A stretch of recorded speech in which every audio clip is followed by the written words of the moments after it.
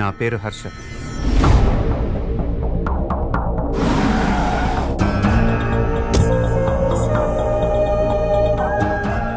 నా దగ్గర లేనిది లేదంటుంటారు, కానీ నాకు కావాల్సింది ఇంకేదో ఉంది.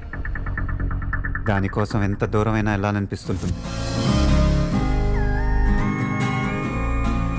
ఊరిని దత్త తీసుకోవటం అంటే జేబులో డబ్బులు తీసి రంగులు రోడ్లు వేసి వెళ్ళిపోతాను అనుకున్నారా?